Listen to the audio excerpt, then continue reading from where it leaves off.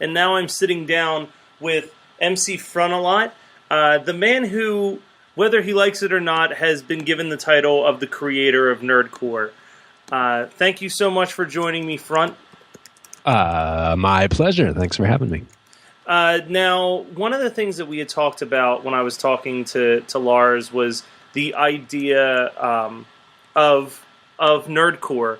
And one of the things that I kind of was focusing on very strongly was this idea that I always loved about the whole musical movement, which was that it wasn't like you and Lars and Chris were a group of close friends that were out trying to start a revolution, but more kind of like how most things like grunge and hip hop in general, it was just kind of this general idea that was kind of floating in the ether, and just around the same time, 3 or 4 guys all were kind of grabbing at it at once. And it's just kind of interesting to me how that all came to be. You're the one that typically gets credited as the creator of it, or at least the creator of the term. Sure, yeah. What was it for you that made you say, like, I like rap, I like geeky stuff, I'm going to combine this? Well, that's pretty much all there was to it. It's a kind of a natural angle for me and for a bunch of bedroom musicians to come at it from, because we're sitting here in front of the computer and we're making beats, and we've gotten a hold of a microphone somehow, and it's like 1999 or 2000, and there's like, that's what's in front of us, and that's how we have access to music creation, is through the computer. And it's just sort of a natural angle. It's like the geekier you were, the more likely you were going to be able to figure out how to get a hold of these resources and learn how to teach yourself how to use them. And I think probably sitting there rapping by myself in front of a computer just naturally led me to calling it Nerdcore. Well, and I think I spoke about this last week on a previous episode, but it's kind of weird that you guys get labeled that, because if you really think about it, one could even make the argument that Wu-Tang Clang's 36 Chambers could be Nerdcore. It's so filled with comic book references and Transformers references and Star Wars references, and it really is this melting pot of pop culture and geek references. And it's just the difference of the sound of the music that's backing those lyrics. Sure. Rappers have always been, fascinated by pop culture and brought a lot of it into the lyrics. And, movies get sampled and et cetera, et cetera. But I guess the big difference between us and Wu-Tang is that Wu-Tang is cool. Like the idea behind Nerdcore, I think, was that you didn't have to be cool. You could completely bypass this requirement that you had to be like the hippest person around in order to be making rap songs. You could just you could come at it from the opposite direction and still make a rap song, and then chances are nobody would be interested in it because people like for rappers to be cool. But if you keep at it and then slowly but surely get good at it, then maybe the audience will surprise themselves by taking notice of it. Now, what was some of your first loves in the realm of hip hop and in the realm of geeky stuff? Was that from an early age for both of them, or did one precede the other, or were they kind of around the exact same time? Well, when I was very little, hip hop didn't exist, though Star Wars certainly did, and Star Trek, and plenty of comic books and video games. Well, video games and hip hop kind of came around the same time. I didn't get really into hip hop until it kind of broke nationally. I was certainly aware of it, but it was pretty much when all the tweens of the nation were seeing Run DMC and the Beastie Boys on MTV for the first time. That was when I came to understand that hip hop was something that I was going to be very excited about for the rest of my life. And I think the first record I got was, I mean, it was, I couldn't have been later to the game in terms of being hip. Like the first rap record I bought was I'm the rapper, he's the DJ. He's the DJ, I'm the rapper. Sorry, I got that backwards. And see, that was kind of the safe stuff. I didn't even know that rap was a thing until the 90s, because I had lived such a MTV-less existence as a kid. So, like, my first introduction to rap was like, this shit's scary. like it was the Tupacs and the Notorious B.I.G.'s, and, you know, I was fairly young. I was probably 9, 10, 11, so in my mind, I'm taking everything very literally. Right. And I'm like, man, these guys are just killing people left and right, and no one's doing anything about it. And well, I'm a little older than you are, but the records that I got right after that, right after the Will Smith, his name wasn't Will Smith back then. Right after the Fresh Prince record, I went immediately to NWA, which was sort of meant to be scary, and that was what I loved about it, you know, as a 13, 14-year-old. Like, parents could not tolerate that shit. And, you know, the baby boomers were everybody's parents when I was that age, and they, like, you couldn't scare them with psychedelic rock music or drugs or, like, any of that stuff, especially not in Berkeley, California, where I was growing up. It's like that music had been institutionalized, and the music is still good, but it didn't have that thing where you feel like, you know, you're a pioneer. You're like staking your claim on part of the culture just by listening to it, where you like, yeah, I have a friend, have this thing like booming out of the speakers in your room that adults are like upset about. It wasn't scary to me. It was just like, it was amazing to me that people were saying these things that nobody had ever been allowed to say on recordings before. But it scared the parents. Talks about like listening to that album, like hidden under the sheets with the headphones on, kind of like, oh my straight God, out of Compton. Yeah, like, am I allowed to be listening to this? Or is like the FBI going to kick in my door and take it from me? Because it was very like that record. That record only gets better over time, because the more that you listen to it and you listen to everything else that was out there at that time, it's such an important album.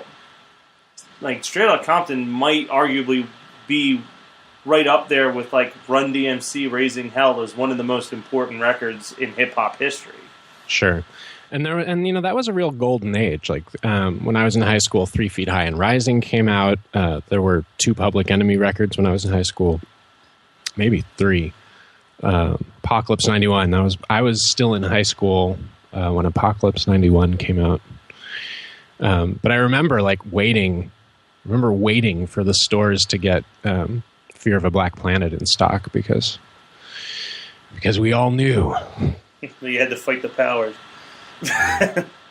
And then how was the reaction to the first MC Frontalot performance and the you know, the first release of songs? Was it kind of a tough hill to get over, or was it immediate people clicking with it? I very cleverly set the entire thing up to be kind of like low stakes for myself. You know, I was making the songs, I was posting the MP3s, but I was doing it anonymously. Like, I wasn't telling anybody who I was, and I didn't want to be exposed to any kind of like feedback or criticism, because I knew that I wasn't cool, and I knew my rapping wasn't any good compared to all of my idols. And that was part of the nerdcore thing, is like, I'm not going to stand here and like tell you I'm the greatest rapper. Like, all the other rappers can argue about which one of them is the greatest rapper, and I will completely sidestep the whole debate. And that worked out great for me, because I could do it as a hobby for those first 5 years and make a song whenever I had a chance, and I would push it around, and I had Songfight and all the Songfight folks, and we would discuss the recordings not as like part of hip hop, but just part of the world of home recording that we were all trying to improve our skills. within, and that worked great because I could slowly do that, and the audience just very slowly could build up around it without my ever having to put myself out there. And it wasn't until maybe 2004 that I started doing stage stuff. I was just too shy about it because as little as I thought of my own skills on the microphone in the bedroom in front of the computer, I thought very, very, very badly of my stage presence. And I think probably that first year of doing shows, I was awful. And I've gotten like enough better that I'm not embarrassed anymore to be on stage. But you know, I still wouldn't want to open for Busta Rhymes or something because I would embarrass myself. But I'd hate to play devil's advocate here, and I did that a little bit with MC Lars as well, but are you really sure that it would go that badly? You know, I think I remember reading an interview where they were it was with Run from Run DMC, and they were talking about MCA. It was shortly after MCA had died, and he was sharing his memories of the Beastie Boys and how they were the opening act for him and Public Enemy. Saying, you know, their first show, he's like, we're down in Mississippi in this bar. He goes, and there's nothing but people that are there to see Public Enemy. And we're going to put 3 white guys on stage right before anybody else. And all we could think was like, this might be their only performance of this tour because this crowd might murder them. He's like, and they stole the show. And the thing that he said that I still to this day believe with hip hop as well as a bunch of other stuff is real respect's real. You know, the Beastie Boys weren't white guys pretending that they were black guys. They were white guys that went out there and rapped about how much they loved White Castle burgers and drinking light beer. Sure. And there's something about that I think you could go out with any of the top rappers out there, and with the right crowd, they would appreciate exactly what you're doing. Well, you're very kind to say, and, you know, who knows? Maybe it would go okay. I'd be open to finding out, but we'll have to call Busta. Yeah, we'll call Busta and be like, take some time off from the Pussycat Dolls, and bring MC Frontalot to open for your next show. And then you could screw Busta over and kick off the set with Woo-Ha Got You All in Check. So he's like, oh no, just do a set of Busta Rhymes covers right before he goes on stage. That would be quite a thing. I get my one chance to open for Busta Rhymes in my life, and I just do Busta Rhymes covers for the whole set. Just steal his entire set. How many songs do you think I would be allowed to get through if I tried to do that? I think by like the second song, you'd be like, I think he's just covering these. Cut the mic. The big hook. What's the name of the pole with the hook? It's like for herding sheep or whatever, how they remove you from the stage in a vaudeville act. You know? They're like, no, wait, I was about to bring out MC Chris and MC Lars to do Scenario. So I'm looking on your Wikipedia page because I obviously try to do as much research before an interview, and I never look on that page. What does it say? Well, there's something that I had no clue you were involved in, and being a huge Jim Henson fan, I'm jealous that you got to work with Elmo in a Sesame Street film called Elmo's Potty Time as the TP Factory rapper. How did that come up? Are there people at Sesame Street Studios that are Frontalot fans, apparently? There was one. I think he was heading the interactive division at the Sesame Workshop, and he was, I don't know what, he was in the hallway or the break room or something with this nice woman who was producing this DVD, and she was like, this whole thing's working except for this one segment where they tour the factory. There's just this like boring monotone description of how toilet paper is made, and the whole rest of the DVD is pretty fun, and this one's not working, and we need like a song here instead or something. And he's like, I know exactly who you should get. And then they wrote me an email. Nice.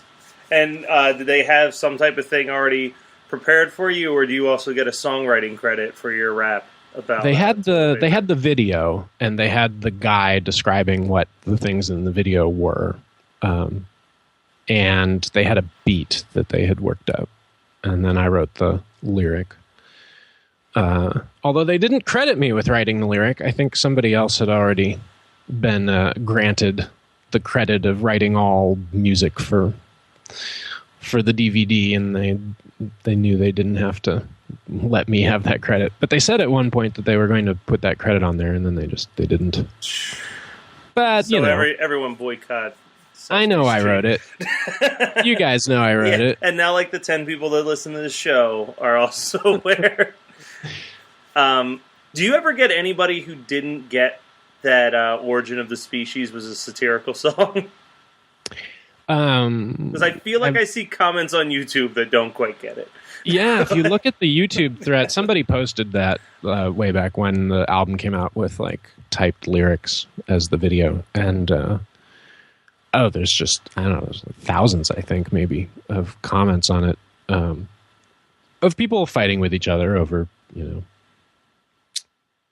whether or not creationism is real, but at least like a quarter of the fight is over what they think my intent was in writing it. And it seems like very clear to me, but then, I'm good at reading, so... So the reason that you and Lars were both on the show is we're promoting the fact that at the time that we're recording this, 2 days, and this will come out tomorrow. So tomorrow you'll be performing at the San Diego Comic-Con. That's this Friday. And I am sure that this is not your first San Diego Comic-Con. How many years have you performed at the San Diego Comic-Con? Well, let's see. I skipped last year, but I did, I think, the 4 years leading up to that. Maybe, something like that. Hasn't been all that long. My friends, most of whom are younger than I am, who staff this little webcomics collective called Dumbrella, have been going for 10 years now, I think, which means they were all just like barely out of college when they started. And their booth is 1337, which is the best possible booth that you could have for any kind of nerdy thing. And so I usually booth with them all weekend, but I'm not doing that this year because it is a gigantic pain in the ass to be there the whole time. Yeah. And the new record's not out, so whatever. But San Diego's a beast. It is. I will be there at that booth. If anyone who hears this is coming to San Diego, come say hi. I will be at that booth from 1:30 till 3 p.m. on Saturday and on Sunday, and I will have stuff. A few things that nobody's ever seen. And I'll be playing tracks from the new record on a little speaker. So if you want a little preview a month before it comes out, stop by. So the album will be out in August or early September? August 25th. 26th? 26th. All right. Whatever the Tuesday is there. Albums have to come out on Tuesdays. I don't know if you're aware of this. Which I thought... It's weird to me that that's still a thing, even in, like, carrying on to, like, the digital releases. But even with like my little charity albums that I put out, I make sure to put it out on Tuesday just because it feels weird. Not like just like you can't put out a digital comic on a day other than Wednesday. Like there's certain things that are tuned into our brains that it has to be on this day. And those schedules are left over from moving objects around, on trucks and forklifts and what have you. But they persist, and they have to persist because. Without order, society would crumble, and then what would we do? And you're going to be touring to promote the new album, correct? That's right. We will be on the road starting in Pittsburgh on August 19th, and going all the way around the country in a big loop, and back to New York on September 20th.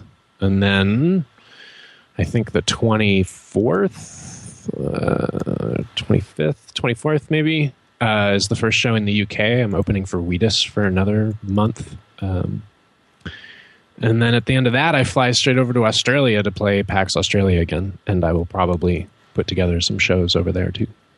Yeah, and you'll be in Philly, I know, at some point.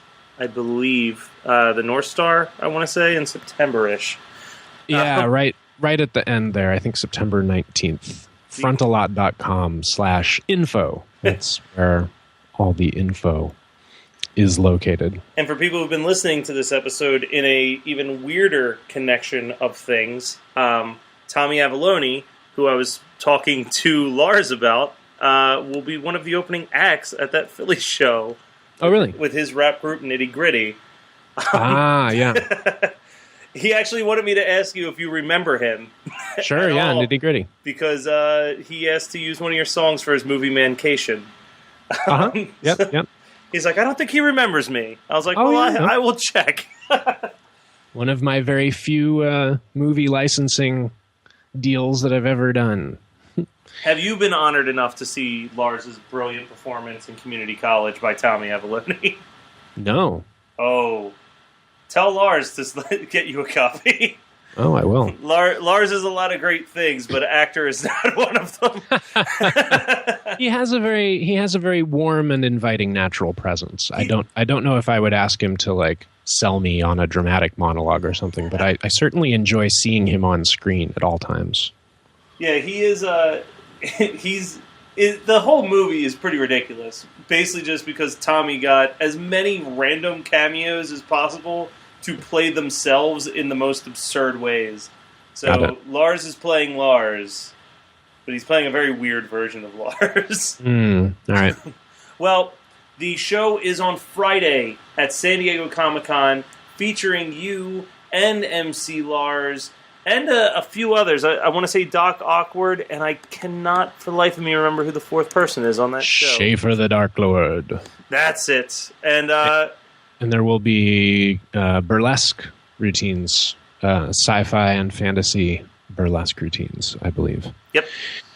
And the place is called The Marrow. It's a little bit north of the convention center. But you can still get tickets. Yep, $25, I believe the tickets are. It's $5. It's sure to be a great show from a lot of great people, including the people who sponsor this podcast, Geekscape.net. So big thanks to them for allowing Front and Lars to be on it to promote. I know you've got to get going because you've got to get down to San Diego. So thank you again for your time, Front. Thank you.